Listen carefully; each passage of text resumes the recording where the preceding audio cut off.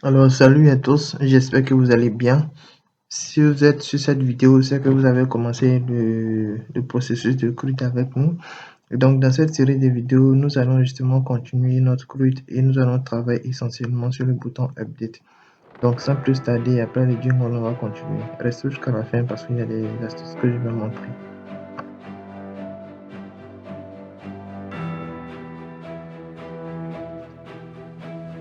Alors, de retour sur la vidéo, on va pas trop traîner, on va continuer rapidement. Donc, on va travailler sur le bouton Update. Mais avant ça, je vais vous expliquer un peu le principe. Donc, vous devez savoir ce qu'on va faire. Lorsqu'on clique sur le bouton Update, il y a un URL qui doit sortir, suivi de l'identifiant sur cette ligne-là. Parce que chaque ligne, justement, a un identifiant au niveau de la base de données. Donc, on doit avoir son identifiant. Et c'est parce qu'on a un identifiant qu'on peut justement agir sur la ligne en question. Sinon, on ne pourrait pas en faire. Donc, on va se retrouver dans le code. J'ai préparé déjà deux routes. Donc, on a une route en post et puis une route en get. Ici, on a déjà mis le pseudocode. Donc, on aura une fonction pour les modifications lorsqu'on appelle la page. Et on aura une fonction pour les modifications lorsqu'on va cliquer sur le bouton enregistrer. Donc, c'est exactement ce qui est le bouton post. C'est bon.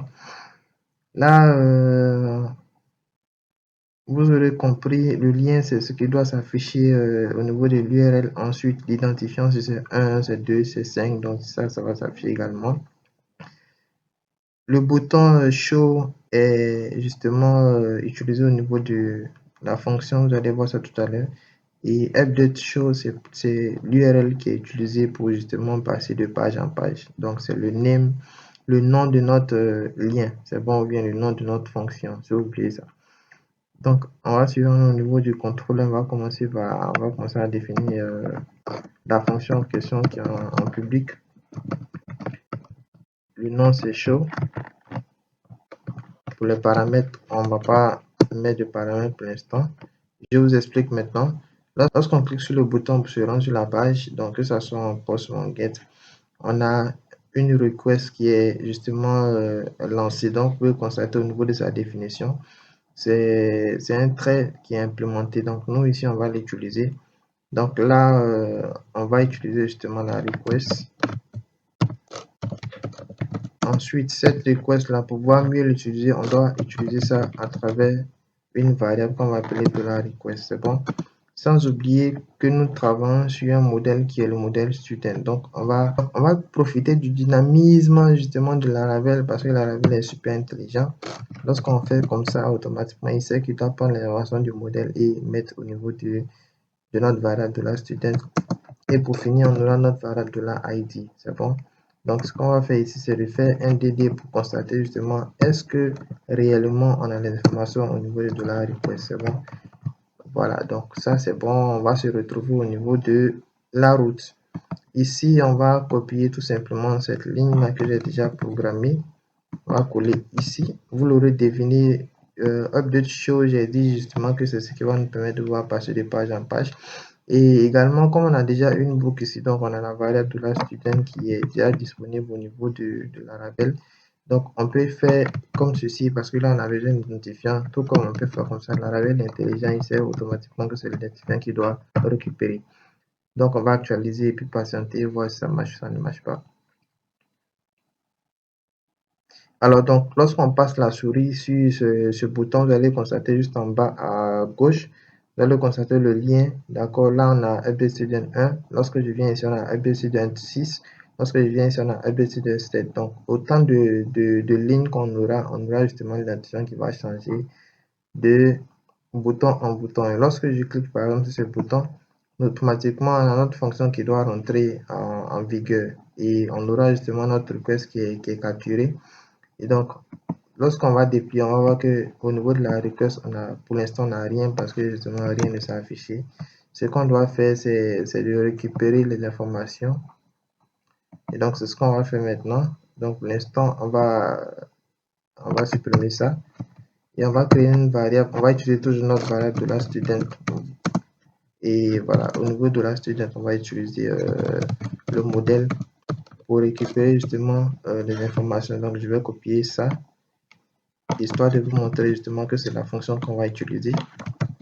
Je fais ça, je fais point virgule, je viens à la ligne, on va faire notre DD justement sur la variable et on va constater la magie de Laravel. J'enregistre.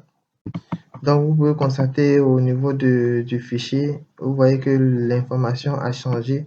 Là, on a directement le modèle et on a justement le nom de la table, on a les informations. Quand on clique ici, on a la ligne en question qui a été récupérée. Donc là, il s'agit de l'identifiant 1 qui a le nom Elijah Yusuf. Son first name, c'est Ouattara. Son code, voici son code, et puis on a la date de création. Je sais qu'on a une table, on a une ligne qui a pour numéro 6. D'accord, donc lorsqu'on va cliquer sur, vous allez voir que l'information va changer. Donc pour des questions de sécurité, vous voyez que là, j'ai eu la possibilité de cliquer 6, 7 et tout ça. Donc c'est lorsque vous allez travailler sur un projet réel, un vrai projet, trouver justement une astuce pour ne pas que l'utilisateur puisse cliquer sur pourquoi pas travailler sur des UID. Donc je vais montrer une vidéo si ça vous intéresse.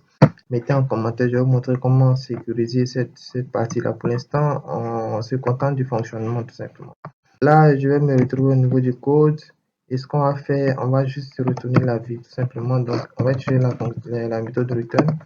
On va appeler la vue de Laravel et dit justement que Laravel doit utiliser notre vue update student.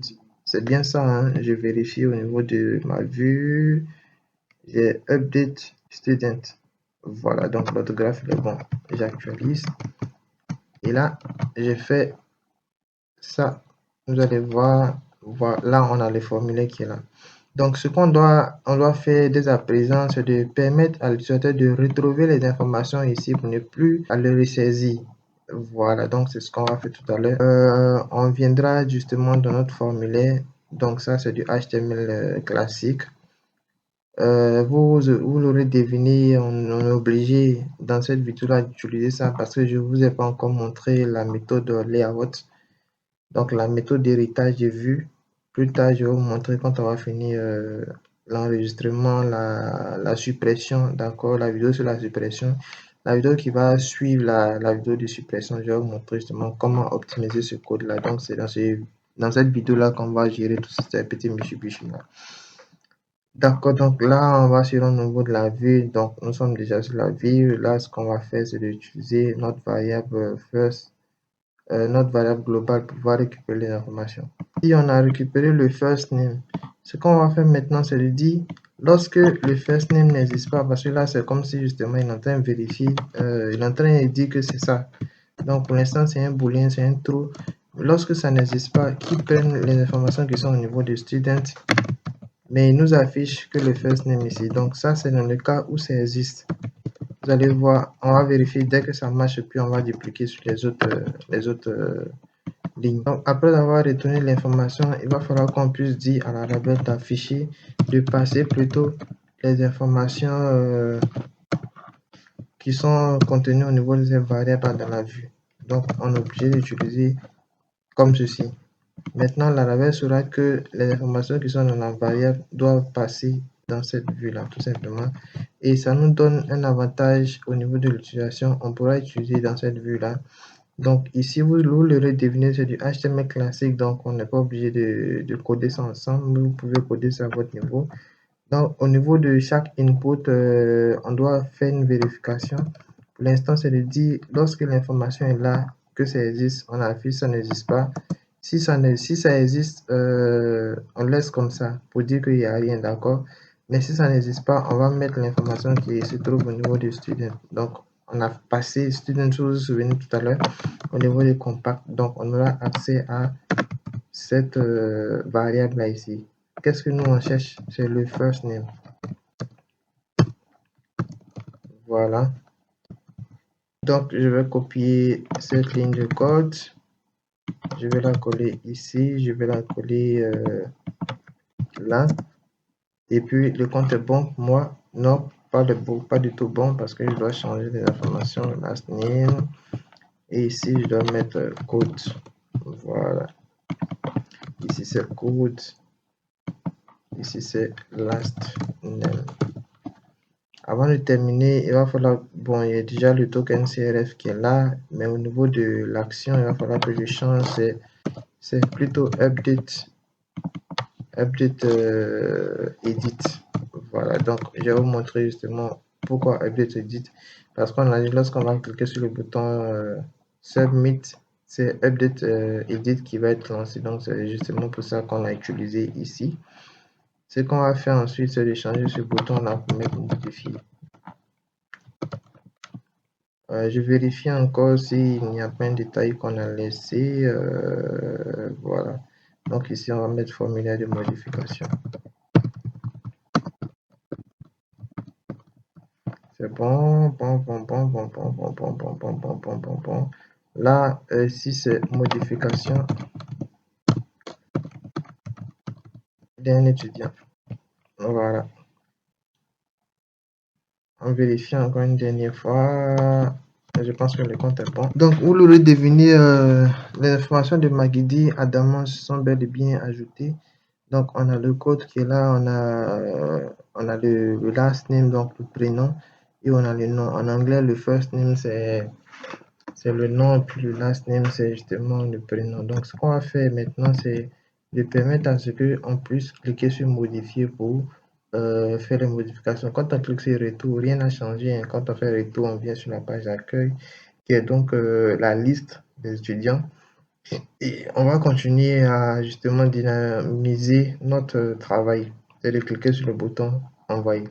Donc, quand on clique sur le bouton envoyer, nous, on va justement faire un DD pour pouvoir capturer les informations qui doivent justement être stockées ou bien être modifiées. C'est bon.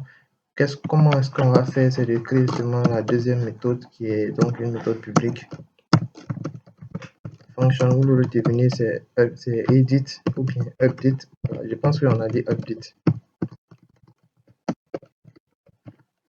Update, pour l'instant, je mets rien comme d'habitude. Et là, cette fois-ci, je vais justement, encore une fois, donc on va tout simplement copier-coller cette ligne de code là. Voilà.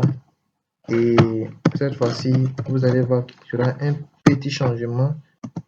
Voilà, parce que là, on va travailler sur un tableau. Et le tableau va contenir toutes ces informations-là. Je laisse le tableau d'abord. On va se concentrer sur notre variable request qui retourne $request. D'accord. Ensuite, on a notre instance student qui prend $student. Et pour terminer, on a notre identifiant ici. C'est bon? Alors, je mets la vidéo sur pause et puis je vous montre justement le code que j'ai écrit. Il s'agit justement de faire une mise à jour. Donc là, on fait un update directement après avoir récupéré les informations qui sont passées au niveau du formulaire qui seront stockées au niveau des students. On fait un update, donc une mise à jour de last name. On va ajouter le nouveau last name, first name, on va ajouter le nouveau first name. Et puis le code, on va ajouter le nouveau code. Donc ça, on n'est pas obligé de faire ça. Attention. Et pour terminer, on fait notre direct ici. Et je vais vous montrer pourquoi on a utilisé une route de type welcome. Parce qu'on a changé justement, on a créé une fonction de type public qui s'intitule welcome et qui justement récupère l'information au niveau de la base de données, un peu comme ce qu'on avait fait au niveau du fichier web, voilà, webroot, sauf qu'on a juste commenté ça et puis ajouté cette ligne de code là. Voilà, donc vu qu'il a appelé un contrôleur, il fallait justement qu'on se rende au niveau du contrôleur et puis faire ce qu'on a bien fait. Le changement ici, ce n'est rien d'autre que le fonctionnement du bouton modifier et c'est ce qu'on va faire. Vous allez constater avec moi, je vais faire modifier. Ben, on va faire le test. Donc, Maguidi, on va mettre, en lieu de Maguidi, on va mettre Adi. D'accord. Ici, on va mettre Ouattara, pourquoi pas. Et ici, on va mettre, voilà, on va mettre quelque chose de façon aléatoire. On va faire modifier. Donc, comme vous pouvez constater, tout est bien qui finit bien. Notre modification a été prise en compte, donc le bouton update est bon. Normalement, la vidéo est terminée, mais je vais vous montrer une petite astuce pour pouvoir corriger ça. Donc là, vous voyez qu'on a 1, on a 6, ici on a 7, tout simplement parce qu'au niveau de la base de données, On a 6, on a 1, 6, 7. Bon, je vais actualiser pour qu'on puisse justement. Bon, si ça n'avait pas marché, ça n'allait pas justement afficher ça à l'écran. Mais néanmoins, je vais actualiser pour vous montrer que la modification a bel et bien été prise en compte. On va travailler sur ces identifiants tout à l'heure. Donc, transférons au niveau du code. Là où l'affichage se fait, on va créer une balise PHP. Bien entendu, on va utiliser les directives bleed. Donc PHP et puis nPHP. À l'intérieur, on va créer une variable qu'on va appeler $i qui va être utilisée ici au niveau de la boucle, sauf qu'on va juste incrémenter et on actualise. Vous allez voir comment c'est très optimisé en fait. Alors, je voulais vous montrer un petit détail. Là, on a i qui est égal à 0 parce qu'on a rien, mais donc il considère que c'est un nul. C'est pourquoi on commence par 0. Mais nous, on ne veut pas 0, donc on va préciser que i commence à partir de 1. C'est bon? Donc, on va mettre ici égal 1. On enregistre et on actualise. Donc, vous pouvez constater qu'on a 1, 2, 3. Donc, tout est bon. Ce qu'on va faire dans la vidéo suivante, on va terminer avec le bouton tirer. Donc, rendez-vous à la vidéo suivante. C'était Jim Integra.